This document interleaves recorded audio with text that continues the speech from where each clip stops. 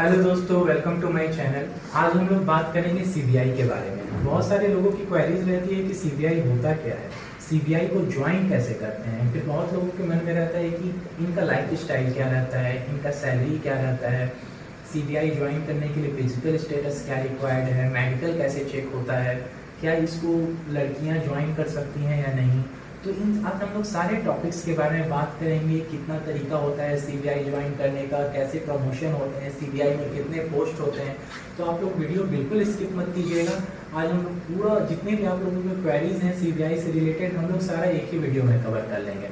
तो चलिए स्टार्ट करते हैं। सीबीआई भी एक तरह का पुलिस ही है। जैसे जो पुलिस जो काम करती है वो एक पर्टिकुलर दायरा के लिए काम करती है, उनका एक पर्टिकुलर पुलिस स्टेशन होता है, पर्टिकुलर डिस्ट्रिक्ट में काम करती है। लेकिन सीबीआई का कोई दायरा नहीं होता है, ऑल ओवर इंडिया में काम करती है। ये कहीं भी किसी भी क्रिमिनल को अरेस्ट कर सकती है, उन पे एफआईआर कर सकती है, उन पे कार्रवाई करती है। इनिशियली जब सीबीआई को बनाया गया था तो इनका बस एक ही डिपार्टमेंट था, that is anti corruption department, जिसका काम है करप्ट लोगों को पकड़ना और उन पे कार्रवाई करना। बट अभी सीबीआई एक इतना बड़ा डिपार्टमेंट है कि इसके खुद के बहुत सारे ब्रांचेस और बहुत सारे डिवीजन है।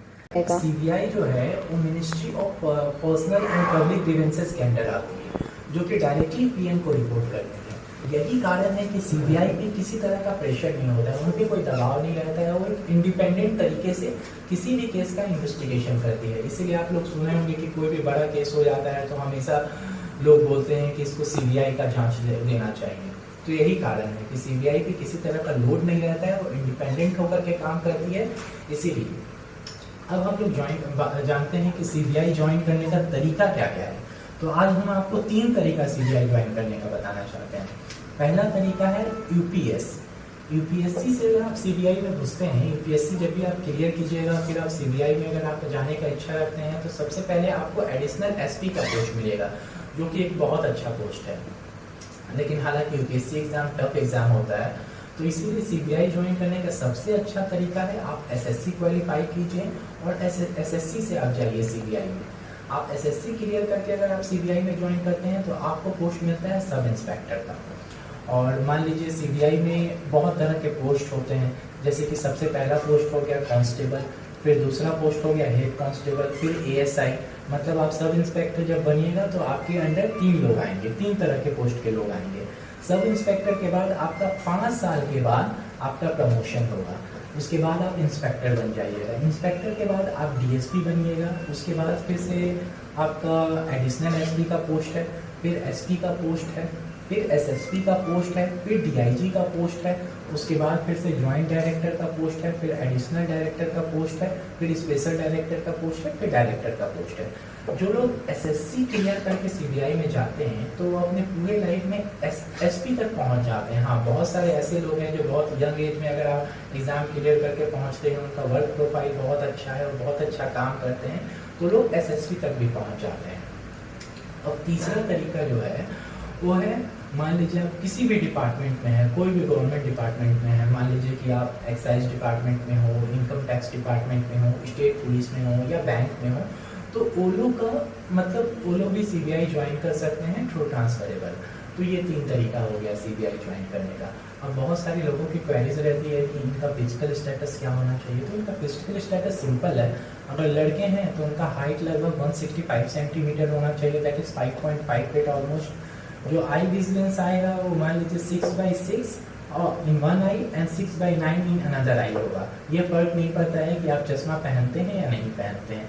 लड़कियों की बात करें तो लड़कियां का हाइट 150 सेंटीमीटर होना चाहिए और आई का विजिलेंस सेम होना चाहिए, that is 6/6 in one eye and 6/9 in one eye another eye. और वही चश्मा अगर आप पहनती हैं तो भी फर्क नहीं पड़ता है, और अगर नहीं भी पहनती हैं तो भी फर्क नहीं पड़ता है। दूसरा बात करते हैं मेडिकल।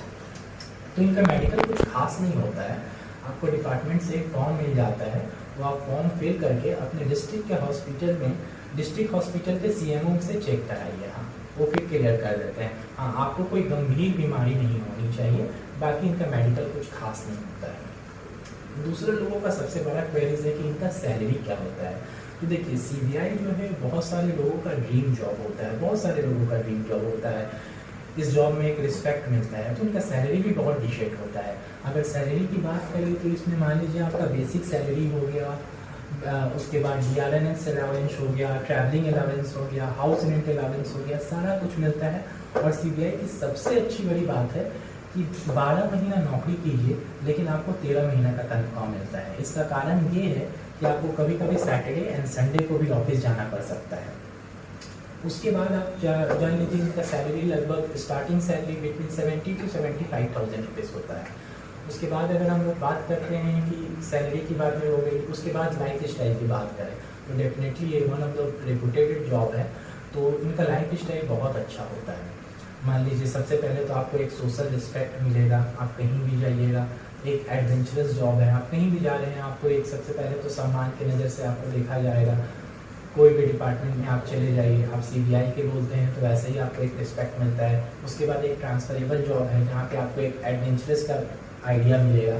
दूसरा चीज़ है इनके फ़ायदे के साथ साथ कुछ नुकसान भी हैं, जैसे कि एक ट्रांसफरेबल जॉब है। दूसरा चीज़ कभी कभी ऐसा हो जाता है, कोई एकदम बहुत थ्रिलर क्राइम हो गया, क्राइम बहुत कुछ बड़ा हो गया, तो आपको हज़ार पेजेस के केसेस को पढ़ने पड़ते हैं, तो आपका बहुत सारा टाइम कंज्यूम होता है इसमें, जिसके कारण आपका social life as well as personal life affect करता है। तो ये इसके नुकसान है। उसके बाद डिपार्टमेंट की बात होगी। दूसरा चीज़ है CBI जो है कि मान लीजिए पहले जब बनाया गया था तो इसमें एंटी करप्शन डिपार्टमेंट बनाया गया था। अभी इसमें बहुत सारे डिपार्टमेंट हैं, जैसे कि मान लीजिए एंटी करप्शन डिपार्टमेंट पहला हो गया जो कि सिर्फ करप्ट लोगों को पकड़ती है। और उसके बाद मान लीजिए आ जाता है आपका एंटी करप्शन यूनिट, जिसमें मान लीजिए बहुत सारे स्कैम हो जाते हैं, अगर पुल बन रहा है, ब्रिज बन रहा है, इस तरीके के स्कैम हो जाते हैं तो उनको हम लोग एंटी करप्शन यूनिट में डालते हैं। तीसरा है इकोनॉमिक ऑफेंसिव बिल्स। इसमें क्या होता है कि मान लीजिए कि इसमें बहुत सारा जिसमें पैसा लगता है, जैसे कि मान लीजिए बैंक हो गया, चिट फंड हो गया, बैंक अगर पैसा लेके भाग जाता है तो इन सब का जो इन्वेस्टिगेशन होता है वो एक इंटरनल इन्वेस्टिगेशन होता है जो कि CBI करती है, इस तरीके के डिपार्टमेंट करती है।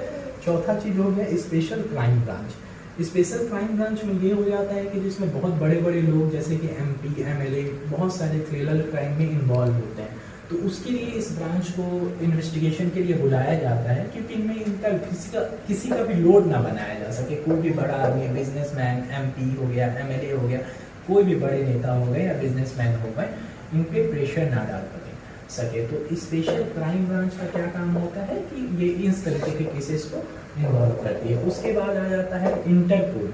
इंटरपोल हो गया कि मान लीजिए बहुत सारे लोग ऐसे हैं जो कि देश का पैसा लेकर के भगौड़ा हो जाते हैं, बाहर चले जाते हैं, तो CBI का काम होता है कि वैसे लोगों को पकड़ के अपने देश में वापस ले आना। उसके बाद आता है साइबर क्राइम ब्रांच। उसके बाद एक और ब्रांच है स्पेशल यूनिट, जिनका काम होता है विजिलेंस और सर्विलेंस का। तो ये सब तरह के आपके डिपार्टमेंट होते हैं। और आपको किसी भी तरह का क्वेरीज हो CBI को लेकर के, और भी कोई भी डाउट हो तो आप में कमेंट बॉक्स में कीजिए, कमेंट कीजिए, उसको हम क्लियर करेंगे। और किसी भी जॉब से रिलेटेड अगर आपको जानना हो कि कैसे ज्वाइन करते हैं, कैसे बनते हैं, उसका प्रिपरेशन कैसे करते हैं, तो भी कमेंट बॉक्स में बताइए। नेक्स्ट वीडियो हम लोग उससे रिलेटेड बनाएंगे। Thank you.